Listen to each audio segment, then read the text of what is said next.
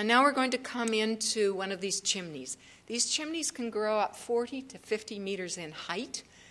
In some countries of the world, the concentration of silver, metal, semi-precious metals in these deposits is high enough that those countries are thinking of mining, and New Guinea is actually already mining these deep sea deposits. So here we see a black smoker. In the Canadian deposits, by the way, it so happens that the geology is such that the concentrations are not that high, so it's not an issue here. Another chimney forming here with the black smokers just belting out of the top, and bacteria forming all the way along the sides, being blasted off here. Another smoker, and we see animals all the way up the side of this chimney feeding off the bacteria. So warm water coming up here. Group of polychaetes. As I talk, watch these two guys here. They're fighting. The water is feeding bacteria that are growing all in this white stuff, and these worms are feeding on the bacteria like grass. And so these two guys are fighting it out here. You stay away from my grass, and I'll stay away from your grass. And so they're bacteriivores, and they're constantly grazing the surface. Now, these particular little polychaetes are among the world's highest tolerance of temperature. They're record holders. They can go up to 60 degrees centigrade. Here we are with a little vent at 300 degrees C, and these are the vent tube worms. And I'll just point you, first of all, to these little things that are flying in the breeze here. These are sperm packages.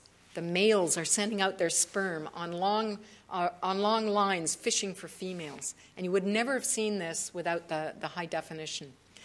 These are the gills of the tube worms, the red gills filled with hemoglobin, picking up oxygen, hydrogen sulfide, and carbon dioxide, taking it down into their bodies.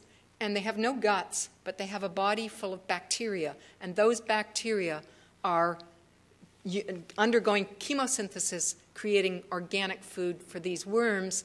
And so that's the basis of these huge deposits, great biomass of tube worms going through this area. These little skinny ones are the same species, but they've been grazed off by mollusks and polychaetes. So they're not doing quite as well. So here we also are trying to collect another species which also has symbiotic bacteria in it. These clams also do the same thing with symbionts inside them.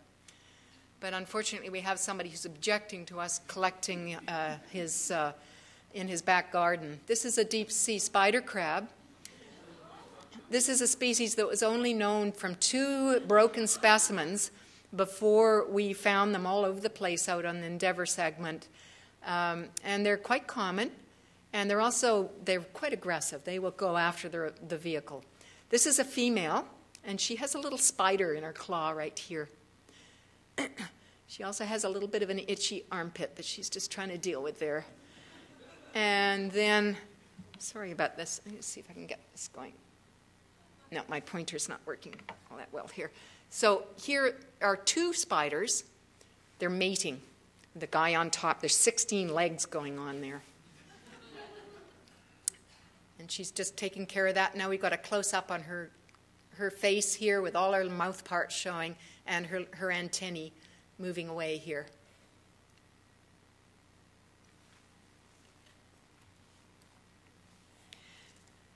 So one of the things that we've been developing with the Rove pilots, and this is not oil industry class piloting. These guys are absolute artists when they're manipulating and trying to get us in working around these really difficult environments. And so over the years, we've developed the manipulative capabilities. In this image here, we're sampling in one of those really hot water vents and drawing water samples through and doing chemical analyses on the front of the vehicle. And there's other ways to probe the ocean other than using cameras and manipulators, and particularly wondering what's going on when we can't be there. So how can we put stuff out there so that we can get the information in real time back here and be able to interact with the ocean and be able to share it with people as well? And so this is one example of how to do that. And I work with this project called Venus, and my next-door neighbors are Neptune Canada. This concept of using telecom cables developed over a decade ago, and it just so happened the stars aligned such that Canada could do it first. But there's also projects in the United States, in Japan, in China, and in Europe that are following hot on our heels here. Well, some of the advantages here are that with a cable, you can send power out. You can put instruments out into the seafloor that you could never run on batteries.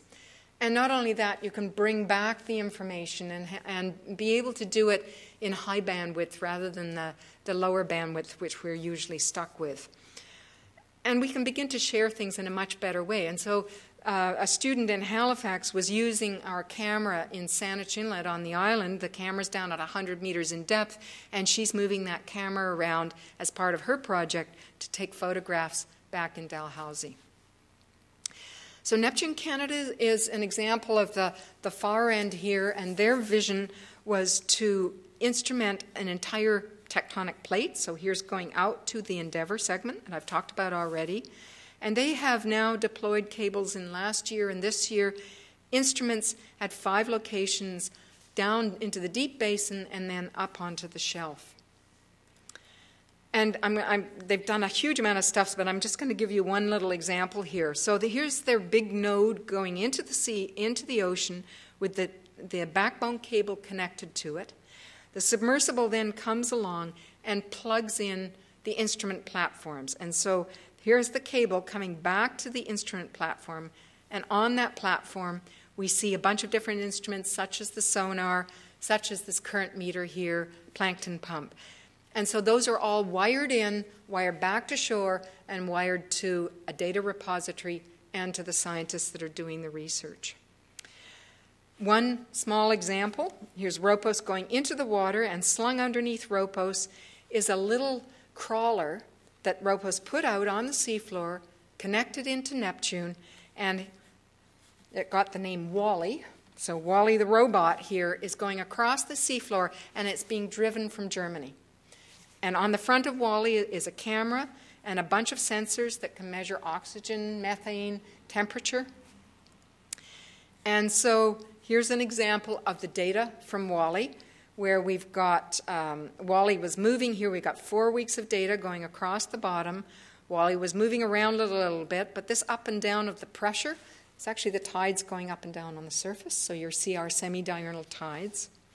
And we see temperature changes also, partly in response to those tides. The methane sensor, however, was flat, and then all of a sudden saw this spike in methane. So here's a little video clip actually taken from Ropos, not the Neptune cameras, and I'm going to just whiz it along here. Here you can see the bubbles coming out of the bottom. And we've got a little fish coming in here. He's going to investigate the bubbles. It's a zooarcid eelpout and doesn't like those at all. Those bubbles are methane. Underneath the sediment surface is methane clathrates. It's ice water that's bound methane in an ice form. And it's subliming and coming out as gas being released up through the water column. So there's the little bubbles going up to the surface. Okay, so let's come right back home now. And here we are back on our friendly Strait of Georgia with its muddy Fraser River plume coming out. Is there much left to know in this area?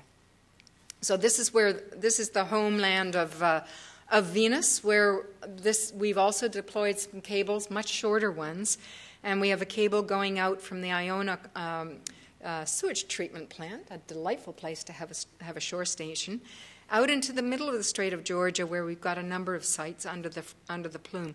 And we also have a little array here in Saanich Inlet as well. The researchers that designed Venus really were interested in knowing how our local ocean worked in an area where there's a lot of human impact. And so that was the design with the instrumentation.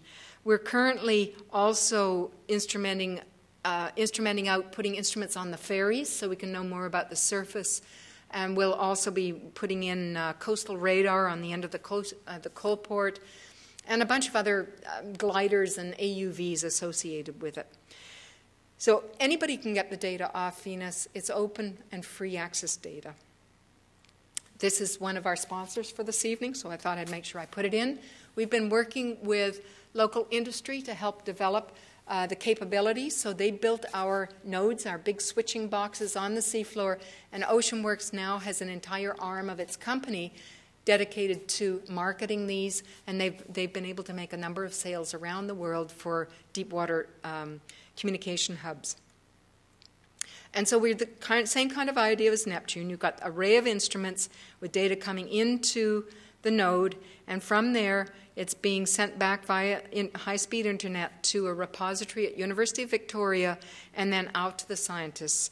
And here Rachel is looking at data and a camera feed from Saanich Inlet. So just to end off then, just the message here is that there is a whole lot we have left to learn right around here.